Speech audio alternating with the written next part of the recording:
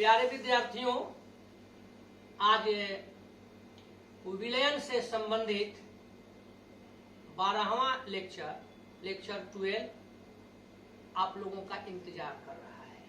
तो आइए उसके इंतजार को हम लोग दूर करें और अपने काम में हम लोग लगे। लेक्चर 12 में आज 2 टॉपिक का स्टडी करना है। पहल का है, इसको कि पिछले टॉपिक में कहे भी थे, विलेयता के आधार पर विलयन को क्लासिफाई करना है, वर्गीकृत करना है। और दूसरा का है विलेयता को प्रभावित करने वाले कारक, केवल नाम दिए थे, समझना है। तो first of all we start types of solution. तो प्यारे बच्चों, आप पिछले क्लास में हल्का केवल देखे थे कि विलेयता के आधार पर यदि हम लोग चाहें तो विलयन को 3 क्लास में, 3 वर्ग में 3 तरह से डिवाइड कर सकते हैं। यानी विलेयता के आधार पर विलयन 3 प्रकार के हो सकते हैं। पहिलका को देखिए हम लोग नाम देते हैं संतृप्त विलयन। तो ऐसे नहीं करके छोटे छोटे टर्म के रूप में हम कर देते हैं, पहला नहीं कहेंगे, जो कुछ छोटे छोटे टर्म देते थे उसके आधार पर। तो फर्स्ट हो गया, यहाँ पर देखिए ले लिए संतृप्त विलयन, अंग्रेजी में इसी को आप लोग नाम देते हैं सैचुरेटेड सॉल्यूशन। एक होता है जिससे हम लोग नाम दे दिए संतृप्त विलयन, सैचुरेटेड सॉल्यूशन। सेकेंड होता है, देखिए इसी को कह दिया जाएगा असंतृप्त विलयन, अंग्रेजी में इसी को हम लोग कह देते हैं अनसैचुरेटेड सॉल्यूशन। एक और बताए थे, लास्ट नहीं सुने हैं, ध्यान दिए हैं तो एक बार फिर कर दिया जाए। देखिए अति संतृप्त विलयन,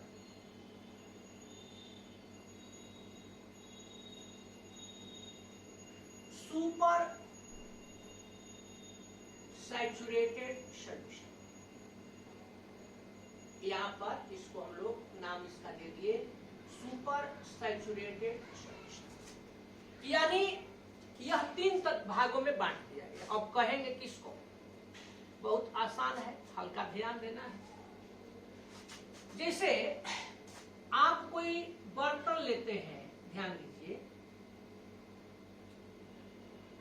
इस बर्तन में जल ले लिए, जल इस बर्तन में आप विलायक के रूप में ले लिए। अब विलेय के रूप में सपोज कीजिए आप इसमें चीनी मिला रहे हैं। तो जब आप चीनी मिला रहे हैं, मान लीजिए कि 1 लीटर आप जल लिए हैं, उसमें 10 ग्राम चीनी मिलाए, 1 लीटर जल है और उसमें आप 10 ग्राम चीनी मिलाए तो आराम से घुल गया। सपोज कीजिए आप 30 ग्राम चीनी मिलाए, वो भी आराम से घुल गया। 30 ग्राम चीनी मिलाए, वो भी आराम से घुल गया। और अभी और घुल सकता है। तो ऐसा विलयन जो आपने 10 ग्राम, 20 ग्राम, 30 ग्राम मिला करके बना दिया, क्योंकि इसमें और मिला सकते हैं और विलेय को डाल सकते हैं, तो इसको कहेंगे असंतृप्त विलयन।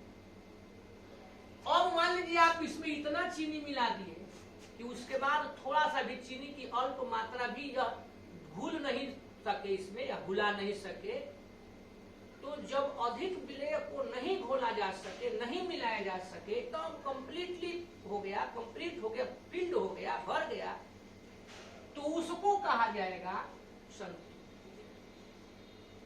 वैसा विलयन जिसमें दिए गए ताप एवं दाब पर, चाहे निश्चित ताप एवं दाब पर, और अधिक विलेय नहीं घोले जा सके और अधिक विलेय नहीं मिलाए जा सके, तो उसको आप कहिएगा संतृप्त विलयन। और अधिक विलेय मिलाया जा सके तो उसको आप कहिएगा असंतृप्त विलयन। जैसे सपोज कीजिए आप भोजन कर रहे हैं, भोजन करते समय मान लीजिए कि आपको मनपसंद भोजन मिला है, जब मनपसंद लायक आपके भोजन मिला है तो आप 4 रोटी खाने की कैपेसिटी रखते हैं तो 5 गो खा गए। अब आप उससे अधिक कोई और कहेंगे तो थोड़ा सा और ले लो, तो आप एकदम जितना खा सकते हैं उतना खा के एकदम यहाँ तक ठूस दिए। तो अब आपको कुछ भी कहा जाएगा कि थोड़ा सा ले लीजिए तो आप अब नहीं ले सकते, यानी यही कहलाएगा संतृप्त। और मान लीजिए आपके मन लायक भोजन नहीं मिला है, तो मन लायक भोजन नहीं मिला है तो 2-4 गो रोटी खा के काम चला लिए। थोड़ा मिले और बढ़िया चीज तो आप ले सकते हैं। तब तो कोई कह दिया कि सुनो ना 2 गो रसगुल्ला ले लो, 2 गो गोलगप्पा खा लो, तो जो चूंकि ऑलरेडी आपका कंप्लीट नहीं हुए हैं, आप परिपूर्ण नहीं हुए हैं, तो उसको भी ले लिए। तो जब आप बिल्कुल ही नहीं ले सकते थे तो यह कहा जाएगा कि संतृप्त था, और जब आप थोड़ा सा ले सकते हैं इसका मतलब कि अब असंतृप्त है। क्लियर हुआ? जब विलेय नहीं घोला जा सके तो संतृप्त है, और जब विलेय घोला जा सके असंतृप्त है। ताप और दाब दोनों निश्चित रहना चाहिए, उसमें कोई परिवर्तन नहीं होना चाहिए। तो पहले दोनों को लिख लिया जाए, ध्यान दीजिए। वैसा विलयन जिसमें निश्चित ताप एवं दाब पर, चाहे दिए गए ताप एवं दाब पर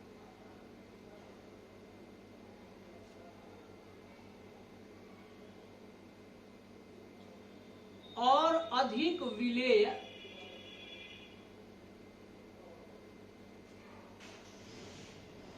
नहीं घोले जा सके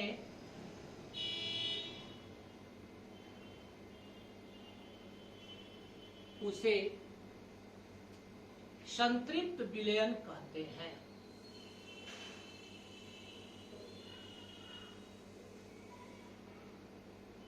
बस आप केवल नहीं हटा दीजिए तो असंतृप्त विलयन कहते हैं। केवल नहीं शब्द को हटा दीजिएगा तो वैसा विलयन जिसमें दिए गए ताप पर, चाहे निश्चित ताप पर,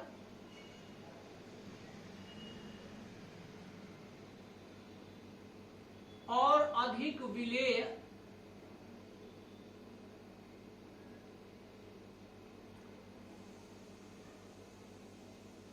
घोले जा सके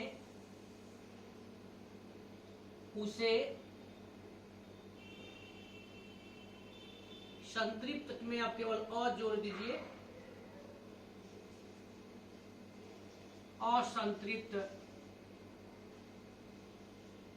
विलयन का। तो यहाँ 2 तरह के आपने विलयन का अध्ययन किया, संतृप्त और असंतृप्त। और अति संतृप्त का अर्थ है, ध्यान दीजिए कि संतृप्त विलयन बनाने के लिए जितनी मात्रा में विलेय, संतृप्त विलयन बनाने के लिए विलेय की जितनी मात्रा चाहिए आप उससे थोड़ा सा अधिक मात्रा मिला दिए हैं।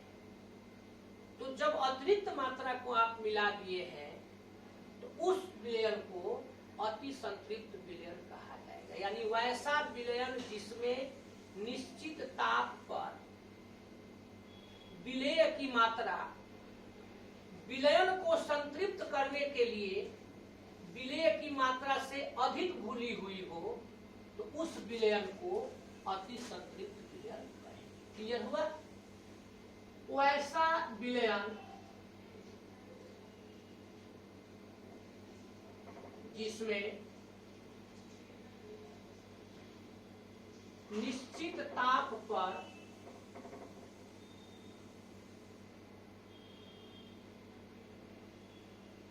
विलेय की मात्रा,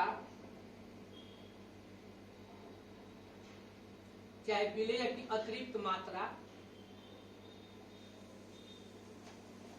विलेय की मात्रा ही लिखते हैं, विलेय की मात्रा विलयन को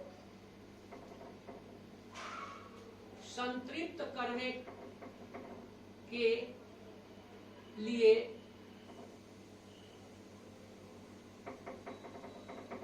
विलेय की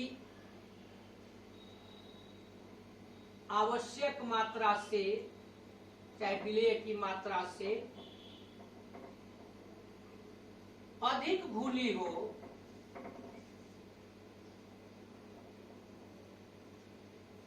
उसे अति संतृप्त विलयन कहते हैं।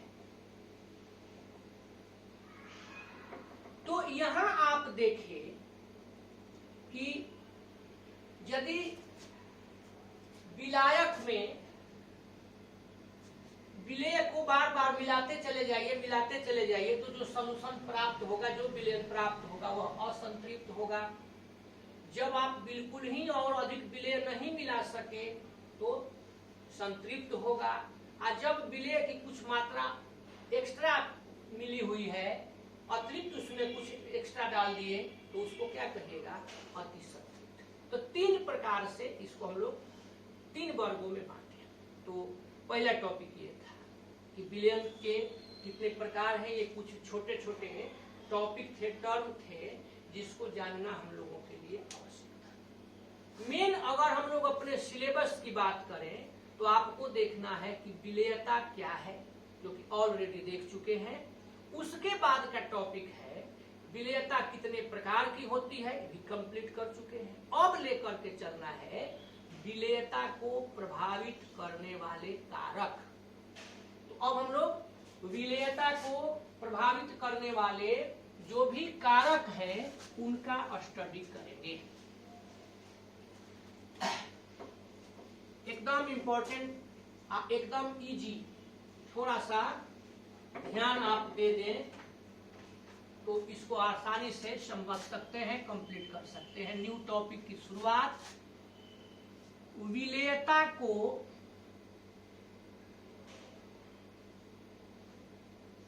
प्रभावित करने वाले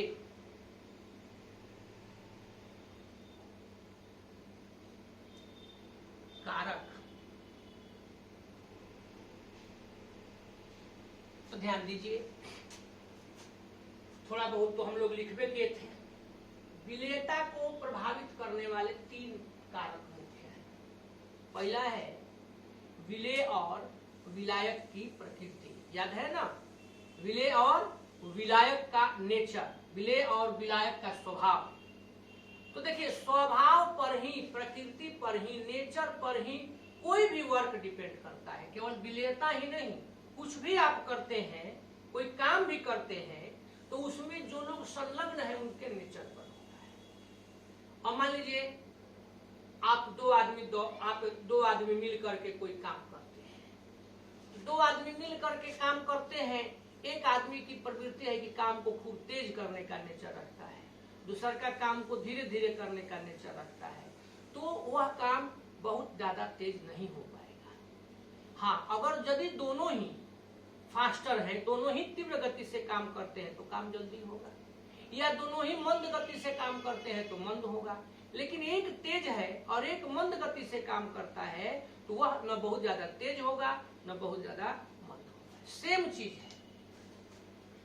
विलेयता को प्रभावित करने के कारक में आ गया सबसे पहले विलेय और विलायक की प्रकृति। अब इसको देखिए, इसमें भी कोई भी आप विलयन बनाते हैं तो उस विलयन के दो भाग होते हैं, एक विलेय, दूसरा विलायक। जहां तक इनकी प्रकृति की बात करें तो प्रकृति में यह देखना है कि यदि विलेय और विलायक दोनों ही ध्रुवीय है, पोलर जिसको आप कहते हैं, तब क्या होगा। दोनों ही अध्रुवीय है तब क्या होगा। अब एक ध्रुवीय और एक अध्रुवीय है तब क्या होगा। तो ध्रुवीय और अध्रुवीय का अर्थ आप लोग जानते ही हैं, जिस पर आवेश होता है वह ध्रुवीय हो गया। जैसे आप HCl लेते हैं तो HCl लेते हैं तो H पर प्लस Cl पर माइनस, तो यह क्या है, ध्रुवीय कहलाएगा।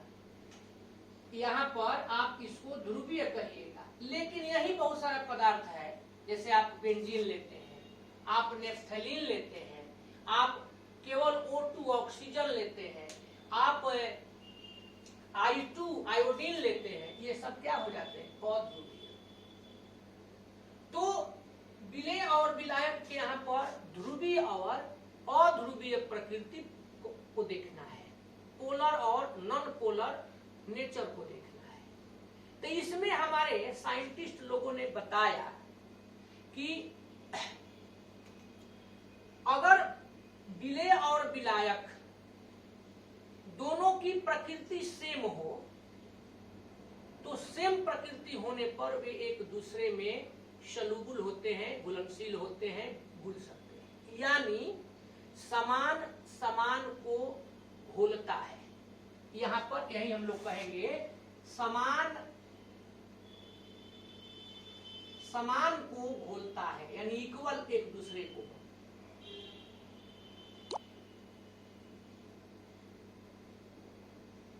और इसी के लिए चर्चित वर्ड हम लोग यूज करते हैं, लाइक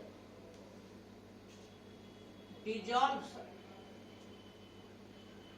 लाइक। ध्यान, लाइक डिजॉल्व्स लाइक, समान समान को बोलता है। अब यहां इस स्थिति में इसके दो केस होंगे, ध्रुवीय विलेय।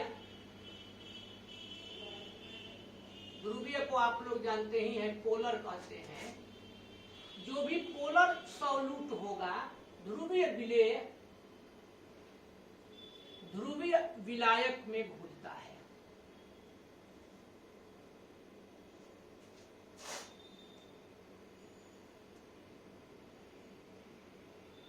और इसी तरह से बी नंबर पर हम लोग ले लेते हैं, देखिए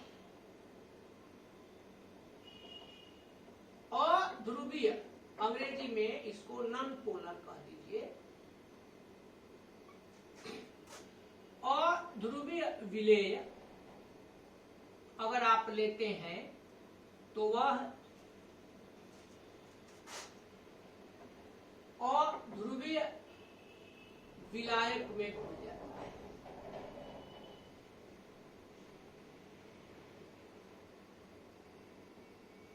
एग्जाम्पल के तौर पर हम लोग लेते हैं तो ध्रुवीय विलेय जैसे हो गया NaCl, नमक जल में घुल जाता है। तो देखिए NaCl लेते हैं तो Na पर प्लस Cl पर माइनस, और जल भी लेते हैं H प्लस OH माइनस, तो दोनों ध्रुवीय है। तो जल में NaCl घुल जाता है, जल में HCl भी लीजिएगा तो घुल जाता है,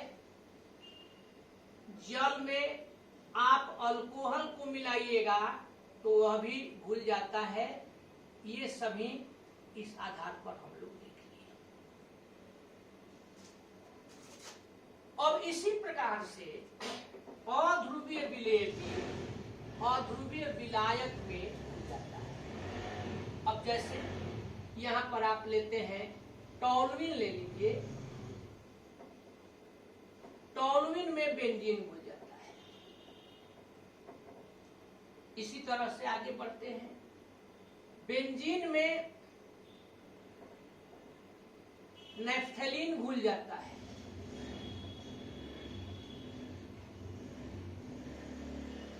बेंजीन में एंथ्रासीन घुल जाता है, कार्बन डाइसल्फाइड में सल्फर घुल जाता है, कार्बन टेट्राक्लोराइड में आयोडीन घुल जाता है। तो ये सभी अध्रुवीय विलेय और अध्रुवीय विलायक है। यहाँ पर ध्रुवीय विलेय और ध्रुवीय विलायक है। तो याद रखना चाहिए, लाइक डिजॉल्व्स लाइक, यानी समान समान को घोल देता है। ये विलेय ध्रुवीय विलेय ध्रुवीय विलायक को, अध्रुवीय विलेय अध्रुवीय विलायक को। क्लियर हो गया? तो अब प्रश्न है कि आखिर ऐसा क्यों होता है? ये तो सोचना हम लोगों का काम है, यही तो जानना चाहिए। तो देखिए जे एक विलेय, सामान्य रूप से एक विलेय विलायक में तभी घुलता है जब दोनों के बीच जो अंतर आणविक बल होता है, अंतर आणविक अन्योन्य क्रिया होती है, वह समान हो। कोई भी दो गो पदार्थ लीजिएगा, एक पदार्थ को दूसरे पदार्थ में घुलाइएगा, वह तभी घुलेगा जब दोनों के बीच का अंतर आणविक अन्योन्य क्रिया क्या हो, समान हो, बराबर हो, एक जैसा, सिमिलर हो, सदृश हो। यानी सामान्यतः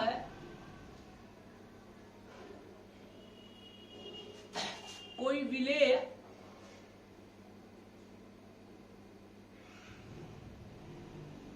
विलायक में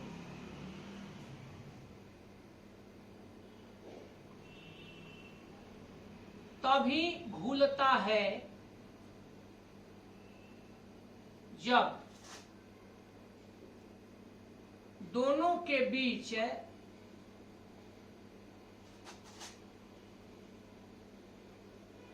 अंतर आणविक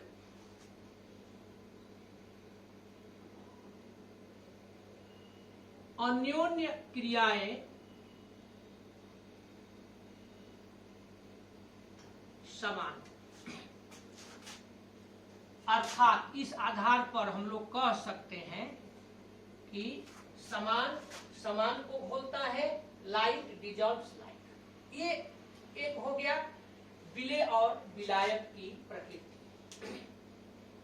अब विलेय और विलायक की प्रकृति के बाद अगला है जिसको आप क्या कहिएगा, इफेक्ट ऑफ टेम्परेचर, ताप का प्रभाव। चलिए हम लोग मिलजुल करके ताप के प्रभाव को समझें, लेकिन ताप के प्रभाव को समझने के पहले दिमाग में जरूर याद रखिएगा बात, विलेय और विलायक की प्रकृति बहुत प्रभावित करती है, और उसमें केवल एक लाइन अगर आप याद रखें, लाइट डिजॉल्व्स लाइट, तो हो जाएगा। तो चलिए दूसरा देखिए, ताप का प्रभाव। यहां पर हम लोग ले लिए इफेक्ट ऑफ टेम्परेचर।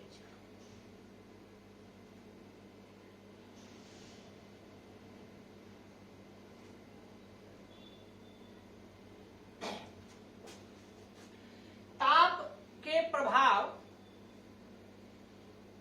को समझने के लिए आप 11th में एगो टॉपिक पढ़े थे, ला सातैलिए का सिद्धांत। तो इसमें हम लोग जो भी पढ़ेंगे वह ला सातैलिए के सिद्धांत के अनुसार पढ़ेंगे, वही हम बता रहे हैं। ताप के आधार पर समीकरण को, रासायनिक समीकरण को दो वर्गों में बांटा गया है। ऊष्मा रासायनिक समीकरण दो प्रकार के होते हैं। एक को कहा जाता है, देखिए, ऊष्मा शोषी प्रक्रिया है।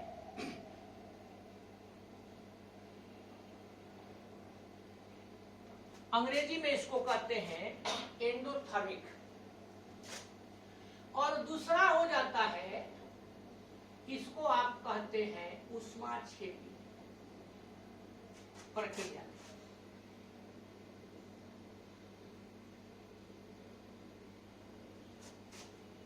दोनों में ताप का क्या प्रभाव पड़ेगा, इस पर हम लोग विचार करें। तो यहां पर क्या होता है, देखिए, विलेय प्लस विलायक, जब दोनों को मिलाया जाता है तो यहाँ हीट की, ऊष्मा की जरूरत पड़ती है, और वह जब दे देते हैं उसको उतना मिल जाता है तो विलयन बन जाता है। इसमें क्या होता है कि आप जब विलेय को और विलायक को मिलाते हैं तो विलयन प्राप्त होता है, और उस विलयन के प्राप्त होने के दौरान बहुत अधिक मात्रा में ऊष्मा भी निकलती है, हीट भी निकलता है। यहां भी हिंदी में लिख देते हैं उसमें।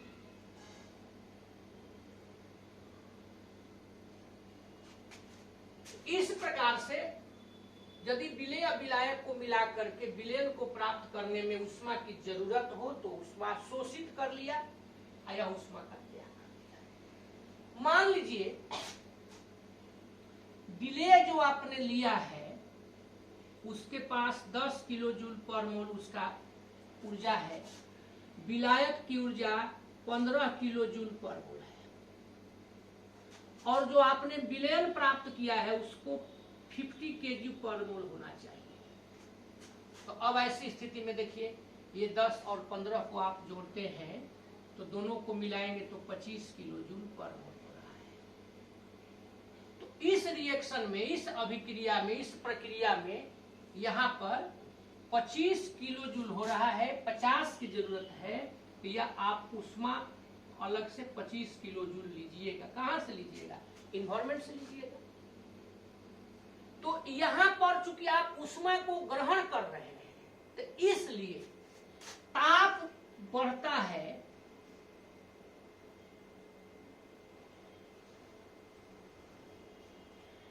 विलेयता बढ़ती है,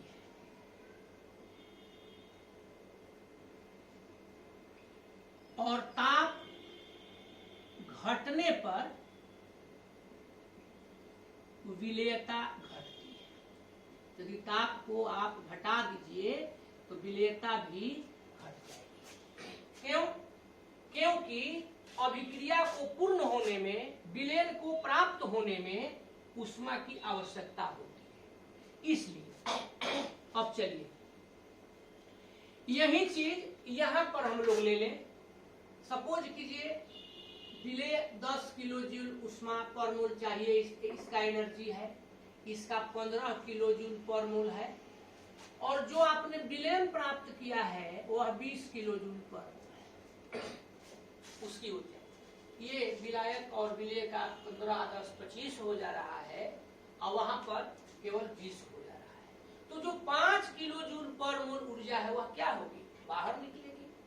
यानी यहाँ ऊष्माक्षेपी अभिक्रिया, ऊष्माक्षेपी प्रक्रिया में ऊष्मा चूंकि बाहर निकल रही है, इसलिए ताप बढ़ने पर, यहाँ आप ताप बढ़ाते हैं तो विलेयता कम हो जाती है, विलेयता घटती है। और इसी तरह से अगर आप ताप घटाते हैं तो ताप घटने पर विलेयता इसका ठीक उल्टा हो गया, क्या हो जाती है?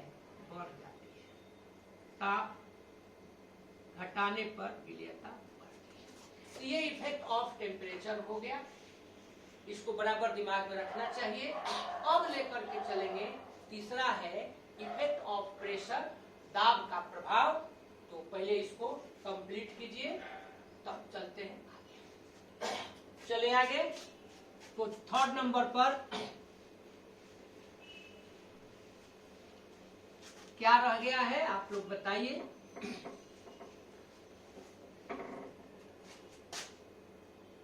नहीं बताइएगा तो हम ही बोल देते हैं। दाब का प्रभाव, इफेक्ट ऑफ प्रेशर। छोटा टर्म है, देख लीजिए।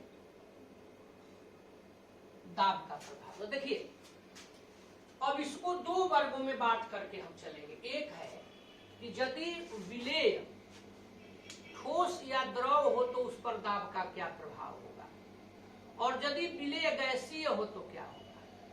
और दोनों ही केस में विलायक हम लोग क्या लेके चल रहे हैं? द्रव। तो पहले ये जानिए कि दाब क्यों दिया जाता है, दाब का क्या प्रभाव पड़ता है। मान लीजिए कि कोई ठोस या द्रव लेते हैं, उसके पार्टिकल देखिए एक दूसरे से ऐसे जुड़े हुए हैं। अब आप यहां पर इन पर दाब का प्रभाव दे रहे हैं, तो दाब बढ़ाने से, दाब देने से क्या होता है? कण एक दूसरे के नजदीक आते हैं। लेकिन ठोस और द्रव जो होते हैं उनके कण ऑलरेडी एक दूसरे के नजदीक होते हैं, तो इसलिए जैसे उन पर कोई दाब का प्रभाव नहीं होता है। जैसे अब ये आप लोग मार कर लिए है, एक पेन हम लोग लिए, इसको ऐसे दबाइए तो इसको आप कितना भी देखिए दबा रहे हैं, कितना भी दबाइएगा इस पर दाब का प्रभाव नहीं होगा। ट्रेन लगी हुई है, जाके उस पर पीछे से आप खूब जोर से उसको दबाइए, उसके किसी पार्ट को, या बेंच है, डेस्क है, चौकी है, उसको दबाइए। ये ब्लैक आपका व्हाइट बोर्ड है, इसको आप दबाइए तो इस पर कोई भी दाब का प्रभाव नहीं पड़ता है। क्यों? क्योंकि ये पहले से ही इनके जो कण हैं एक दूसरे से जुड़े हुए हैं। तो इसलिए ठोस एवं द्रव विलेय पर दाब का प्रभाव नहीं पड़ता है, क्योंकि वे पूर्ण रूप से कंप्रेस्ड होते हैं। तो पहला हो गया ठोस एवं द्रव विलेयों पर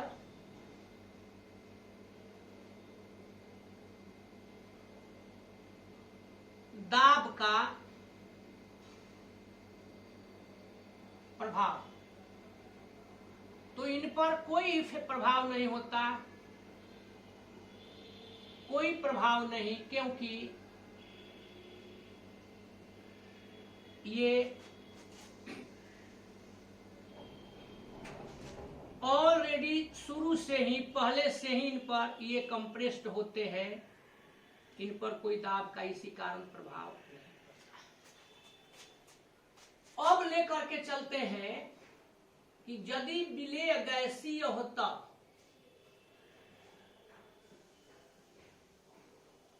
गैसीय विलेय पर दाब का प्रभाव।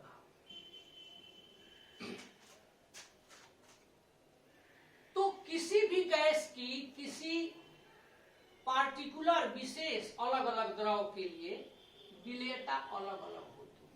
जैसे आप कोई गैस लेते हैं, उसको किसी द्रव में डुबाते हैं, उसको किसी द्रव में मिलाते हैं, तो उस पर चूंकि अलग अलग गैस ले रहे हैं आप, अलग अलग उस पर आप पार्टिकुलर लिक्विड ले रहे हैं, द्रव ले रहे हैं, तो उसकी विलेयता पर अलग अलग प्रभाव होगा। दाब बढ़ाने पर विलेयता बढ़ जाती है। कोई भी आप गैस लेते हैं, किसी गैस की विलेयता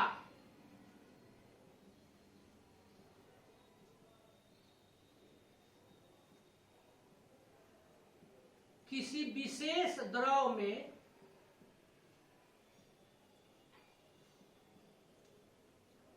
दाब बढ़ाने पर बढ़ती है। शॉर्ट में इसको हम लोग ऐसे भी कह सकते हैं कि दाब बढ़ाने पर गैस की विलेयता बढ़ती है। इतना भी याद रखेंगे तो काम चल जाएगा। और इसके बारे में विशेष जानकारी हम लोगों को, एगो वैज्ञानिक थे, रसायन शास्त्री थे, हेनरी, तो हेनरी साहब ने दी थी। उन्हीं की थ्योरी से हम लोग इसको जानते हैं विस्तार से, जिसे हेनरी के नियम की सहायता से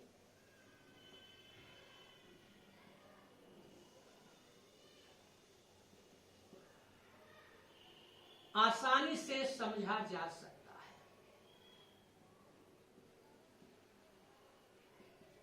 अब इसको समझने के लिए हम लोग हेनरी का नियम लेकर के चलेंगे, लेकिन आज नहीं। आज ये दोनों काम हम लोग कर लिए। नेक्स्ट क्लास में हेनरी का नियम और उससे रिलेटेड जो भी चीज होगा उसको देखा जाएगा। तो इसको खूब बढ़िया से हम लोग प्रिपेयर करें और नेक्स्ट क्लास में हेनरी के नियम के साथ हम लोग मिलेंगे। तो आज के लिए इतना ही। Okay, tata, good bye, bye bye, thank you, जो आप कह ले। चलिए मिला जाए नेक्स्ट क्लास में।